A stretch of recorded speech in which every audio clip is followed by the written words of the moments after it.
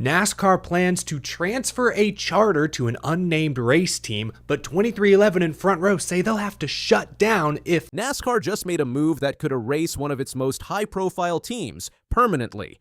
The league is preparing to sell a charter that 2311 Racing insists is still theirs, and if it goes through, they say it's game over. This isn't some behind-the-scenes disagreement. It's a public showdown that could force Michael Jordan and Denny Hamlin's team out of the sport entirely. And now, the fight's heading back to court, with everything on the line. This all began when 2311 and Front Row Motorsports made a bold move. They refused to sign NASCAR's newly proposed charter agreement set to run from 2025 through 2031. That decision meant giving up their guaranteed entry rights under the old system. NASCAR didn't wait around. They interpreted the refusal as a forfeiture and signaled they'd reassign the charters. But 2311 wasn't backing down. They responded with a lawsuit, claiming NASCAR was using heavy-handed tactics to force compliance and punish dissenting teams. The courts initially sided with 2311 and Front Row, granting temporary relief that kept their charters active, but the tide turned quickly. By April, an appeals court reversed that protection, handing control back to NASCAR and clearing the way for their next move. Earlier this week, NASCAR took its most aggressive step yet. They submitted legal notice stating they found a buyer for one of the contested charters, a direct challenge to the court's previous restrictions. Their filing said, in the interest of transparency, NASCAR intends to sell a charter designated for the 2026 Cup Series season. This isn't an extra asset lying dormant. It's one of the 4 charters that 2311 and Front Row claim are still legally theirs. If the sale is finalized, it won't just be a loss, it could be a death sentence for the teams involved. 2311 and Front Row didn't mince words. Their latest filing warns the sale would cause irreparable harm and could force them to shut down operations entirely after 2025. But the implications go deeper than just losing entry to races. Team executives say contract clauses are already triggering sponsor and driver exits. Without a charter, there's no guarantee of making the starting grid, and no assurance of the financial stability that comes with it. It's a domino effect. When teams lose that guarantee, the partnerships holding everything together begin to crumble. NASCAR argues it has no obligation to continue business with organizations actively suing them. From their standpoint, delaying the sale risks damaging the 2026 season structure. They say they need to finalize plans now, not wait on a court decision that might not arrive until late December. Meanwhile, 2311 and Front Row are asking the court to issue an emergency injunction to block the sale before it's too late. Their argument is simple. If NASCAR wins, the sale can still happen. But if the court sides with the teams, the damage might already be irreversible. This isn't just a scheduling issue, it's a question of survival. At the heart of this legal fight is something far more complex than a contract disagreement. It's a challenge to NASCAR's authority. 2311 and Front Row argue that the league isn't just enforcing business rules. It's using its dominant position to control who gets to compete. While NASCAR insists it's simply operating within its rights, the teams claim this is a pattern of behavior designed to shut out anyone who dares push back. In court filings, they accuse NASCAR of constructing a closed ecosystem, one that rewards compliance and punishes resistance. This isn't just a Cup Series issue either. The teams point to NASCAR's growing influence over other levels of racing, including its grip on ARCA, track ownership through ISC, and influence over grassroots venues.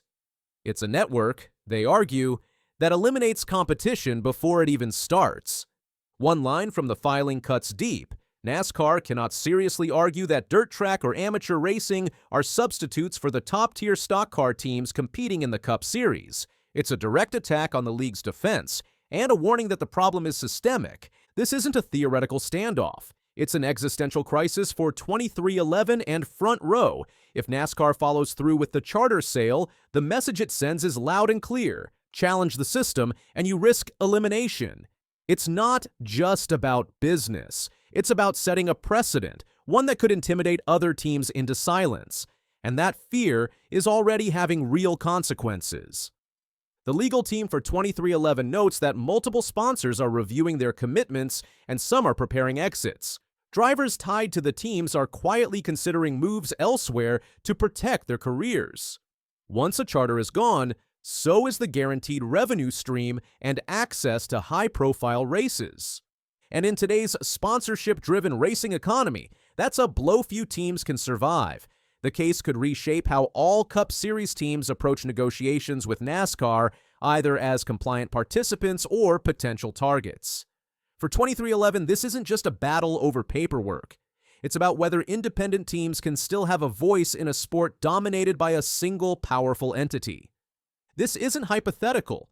Behind closed doors, both sponsors and drivers are already evaluating exit strategies. Though court documents don't name names, insiders warn the situation is critical. NASCAR, however, seems unshaken.